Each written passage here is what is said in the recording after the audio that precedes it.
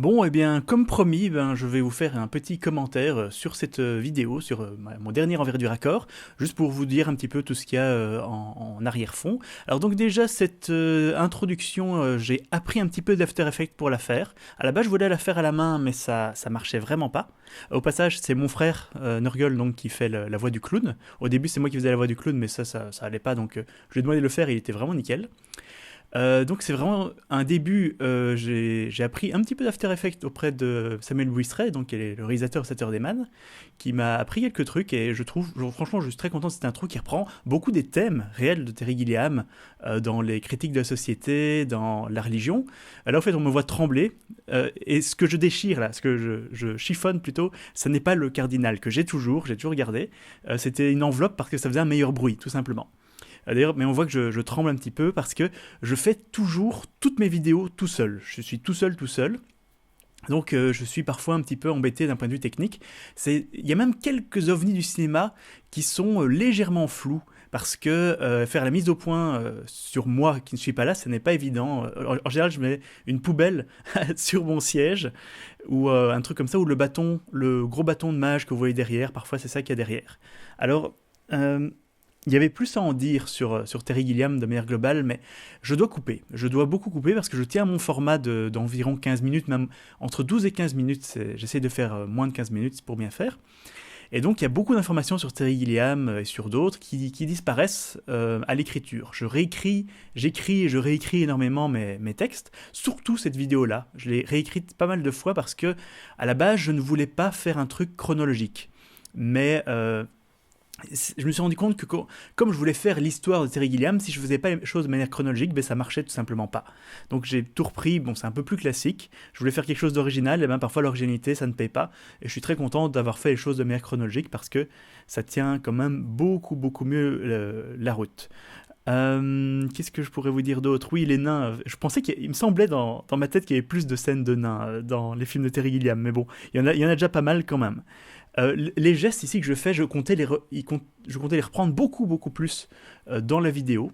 Mais pour finir au montage, on a une idée sur le papier, ça a l'air bien, mais au montage, tout simplement, ça marche pas. Il faut savoir être critique envers tout ce qu'on fait. Et ça, c'est l'une des choses les plus difficiles à apprendre quand on commence à faire des vidéos, c'est de se critiquer tout le temps. Parce que au fur et à mesure que je fais le montage, je remate la vidéo, mais des dizaines de fois. Et je vais me dire, oh là, le rythme va pas. C'est l'une des vidéos pour lesquelles je trouve que j'ai le mieux réussi mon rythme. Parce que pour le rythme, il y a toute une notion de apporter des informations, mettre des gags, mettre des extraits, euh, combien de scènes de face cam il va y avoir. Ça, c'est quelque chose que je travaille énormément. Et en général, je trouve que je m'en sors plutôt bien, mais c'est ma vidéo où je trouve que je m'en suis le mieux sorti. D'autant plus que je suis très critique envers mes propres vidéos. En général, 2 semaines. Si jamais on vient me rentrer dedans la semaine où je viens de sortir la vidéo, je vais tout prendre de manière très personnelle. Et je peux être très vite un petit peu méchant parfois dans les commentaires, répondre assez sèchement. Mais j'ai mon bébé, une fois qu'il est lâché, j'y tiens. Mais 2 semaines après, je vais commencer à me dire, mais putain, mais c'était de la merde ce que j'ai fait là, ça n'allait pas. Euh, et j'ai tendance à me bousiller tout seul. Je le dis pas trop évidemment parce que je vais pas faire ma mauvaise pub, mais j'ai tendance à me bousiller dès que je prends un petit peu de recul sur mes vidéos. Ce qui me permet en fait, en un sens, de tout le temps m'améliorer. Tiens, en fait, les extraits maintenant, ce que j'essaie de faire en général pour qu'ils ne soient pas trop repérés par le bot YouTube, c'est que je les passe à 105% de leur vitesse normale. De temps en temps, la voix crapote un tout petit peu à cause de ça, mais je trouve que c'est acceptable. J'adore cet effet, la tête de Boris Karloff, qui est en fait la tête de Dieu, je sais pas pourquoi, c'est génial. Euh, donc oui, très bon film. Et apparemment, beaucoup de gens connaissaient très bien Bandi, mais moi je l'ai découvert vraiment sur le tard. Euh, Au fait, comme je disais, je me critique beaucoup. Dans cette vidéo, comme dans d'autres, ma faiblesse pour moi, c'est le face cam. C'est quand je suis face à la caméra, j'ai énormément de mal à retenir mes textes, à dire mes textes, je bouffe mes mots, et je fais beaucoup de prises. Pour ce que vous voyez, je fais beaucoup de prises, et j'en rate des tonnes, parce que c'est vraiment pas mon truc.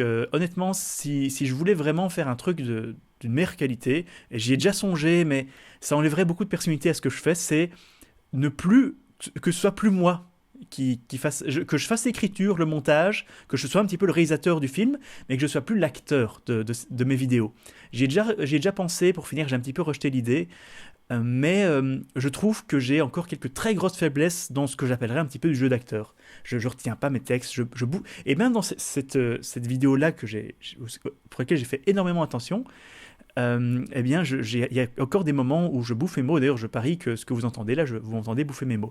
Aussi, j'ai beaucoup réécrit et réenregistré pour cette vidéo. Surtout, la partie Brésil était beaucoup plus courte. Et je me suis dit, mais ça marche pas du tout, ça va pas. C'est Brésil, c'est son meilleur film pour la plupart des gens. Il faut que j'en parle beaucoup plus. Donc, j'ai réécrit et réenregistré des scènes pour Brésil et ça allait beaucoup beaucoup mieux après que j'ai fait ça. Parce qu'au début le rythme, il y a quelque chose qui n'allait pas. Aussi une chose que j'ai pas mal changé, c'est que au début du montage, donc vous remarquez qu'entre tous mes extraits en général il y a une transition. Là vous allez voir normalement, hop, vous voyez c'est un chevron comme on appelle ça. Donc il y a une sorte de balayage. Et j'ai fait un balayage un petit peu personnalisé pour chaque type de film, pour les films un petit peu moyenâgeux, etc. Et donc pour ces 3 films d'anticipation, j'avais choisi un balayage qui était très marqué et très dérangeant. Et c'était intentionnel, mon but, c'était de remettre un petit peu cette ambiance dérangeante de ces films. Mais je me suis rendu compte que ça rendait la vidéo tout simplement désagréable à regarder. Et donc je les ai changés et ça marchait beaucoup mieux après que je les ai changés. Là, mon geste était un petit peu inutile, j'aurais pas dû le mettre. C'est une des rares choses que je changerais dans cette vidéo, si je la refaisais. Et oui, Robin Williams est mort. Pareil, je parle de rythme, mais à la base, on voyait juste à l'instant la scène où Robin Williams et un autre clochard hurlent, et c'était l'extrait que j'avais utilisé pour représenter ce film, où je me disais à ce moment-là, il faut un extrait, et j'avais mis cette scène-là, et ça rendait la vidéo un petit peu dérangeante, alors que maintenant, j'ai remplacé ça par cette scène de danse, de bal, qui est magnifique, cette scène l'espèce de bal est superbe, et ça ramène un petit peu de calme dans cette vidéo au moment où il en avait besoin. Là on est à peu près à la moitié et j'avais besoin d'un petit peu refocaliser le spectateur et donc j'ai ralenti le rythme exprès. Qu'est-ce que j'ai d'autre à vous dire maintenant? Je suis en train de me perdre, j'ai pris quelques petites notes, mais enfin bon, quoi qu'il en soit, oui, voilà, c'est le plus important. Le plus important, c'est que la vidéo soit agréable à regarder. Mon but n'est jamais de faire une vidéo intentionnellement désagréable à regarder, bien que je pourrais. Et ici, j'avais essayé par moment que ce soit un peu comme ça, et ça marchait pas. Oui, donc caresser le Cthulhu, c'est bien entendu totalement un clin d'œil à James Bond, au spectre de James Bond. Et mon costume noir que j'ai décidé d'avoir pour cette vidéo, ça va être mon costume officiel pour les envers du raccord. C'est ma tenue officielle que vous avez là pour tous les futurs envers du raccord. D'ailleurs, j'avais prévu de faire une vidéo prochainement qui serait peut-être un envers du raccord, mais pour finir, ça va être un ovni, parce que ça va être donc sur ma série préférée, comme j'ai déjà dit, mais c'est beaucoup plus format ovni cinéma, ce sera beaucoup plus intéressant, mais il y aura un envers du raccord sur le réalisateur qui arrivera à un moment ou à un autre. Le Cthulhu, quand même, je suis quand même beaucoup plus content de pouvoir jouer avec comme ça, plutôt que avant, tout bêtement, il traînait là. Et il cachait le micro d'ailleurs. Le Cthulhu, dans les autres envers du raccord, il cache le micro. Mais il était fixe et ça enlevait un petit peu au jeu quand je suis face à la caméra. Et je préfère bien mieux. Je suis très content de ce que j'ai rendu dans cette vidéo. J'ai mis longtemps à l'écrire, cet envers du raccord, mais je pense que ça me fait pouette. Donc j'ai rajouté des bruits de pouette qui ne sont évidemment pas du tout réels de ce Cthulhu. Il ne fait pas pouette. Alors la petite explication technique, parce que juste je voulais dire qu'il y a un objectif qui est appelé un Gilliam, mais à nouveau c'est principalement, si je fais une aussi longue explication, c'est pour le rythme. Déjà je pense que j'explique les choses de manière assez claire, j'ai utilisé mes différents objectifs, mais à nouveau au-delà de 8 minutes, les gens se déconcentrent très très vite devant ce genre de vidéo. Donc le rythme, pour moi, c'est la chose la plus importante. Et je fais très attention à mettre des points d'humour et des moments un petit peu plus lents. Parce que en général, j'ai un rythme plutôt rapide. J'ai un rythme de voix et de montage assez rapide. Mais donc, je prévois des moments un petit peu plus lents pour que le spectateur puisse se reconcentrer sur ce qui se passe. Parce que si on donne des informations, des infos, ou alors si on fait des gags, ça marche pas. Alors oui, les frères Grimm, n'est pas vraiment un mauvais film. C'est pas vraiment un mauvais film. C'est juste un film bien en dessous de tous les autres Terry Gilliam. C'est aussi simple que ça. C'est un film vraiment inconstant. Il a ses bonnes scènes, il a ses moments, mais après l'avoir vu 2 fois, je trouve qu'il y a une bonne idée mal exploitée.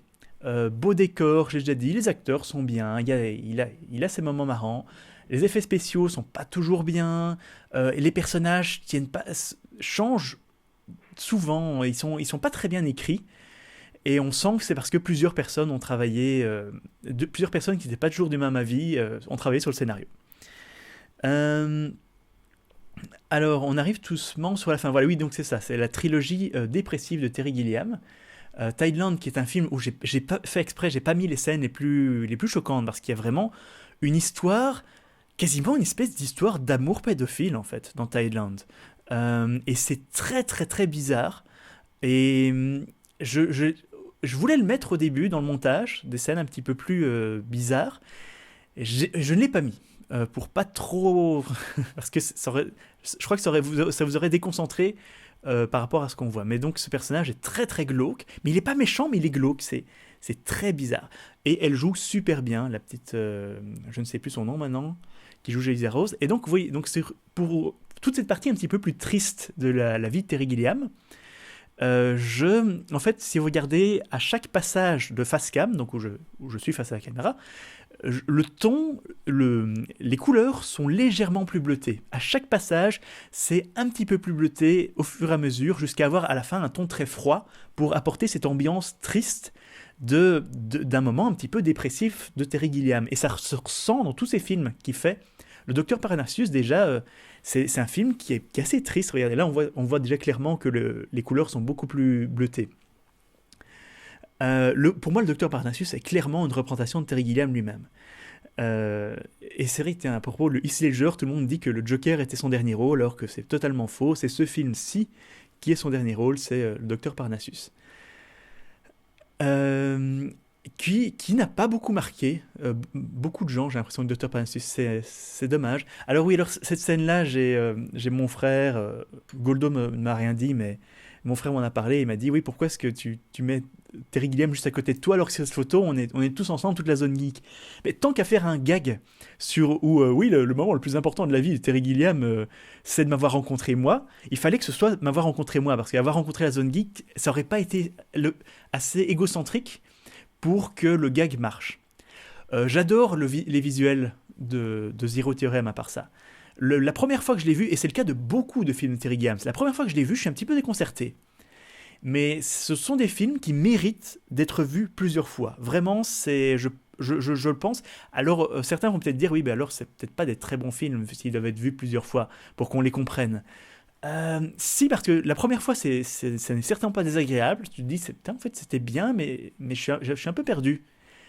Euh, ah oui, donc, au fait, donc, à propos de Don Quichotte, il y a maintenant une date. Pour le moment, sur IMDb, il y a une date 2016 inscrite. On peut espérer que ça arrive, mais comme je dis à la fin de la vidéo, moi j'ai peur il va y avoir des attentes énormes sur ce film et qu'il va être mal reçu à cause. Ce genre de projet qui est reporté, souvent ça marche pas parce que ça crée des attentes telles que quelle que soit la qualité du film qui sortira, eh ben, les gens vont être déçus.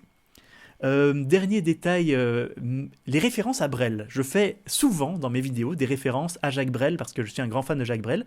Dans cette vidéo aussi, il y en a 2 ou 3 selon comment on le compte. Il y a un moment où je dis le cœur en déroute et habite sous le bras, ça vient d'une des chansons, ça vient de Knock le Zoo de Tango. Tiens, juste oui, avant de revenir sur Brel, cette réplique-là, j'ai eu un mal de chien à la dire, mais un mal, et ça continuait un tout petit peu plus loin, mais la fin de ma réplique marchait pas, donc je l'ai coupé. Et donc Brel, oui, il y a Knock le Zoo de Tango, et évidemment, il y a tout ce qui est Don Quichotte, ou l'inaccessible étoile, j'en parle, la quête, les chansons de Brel.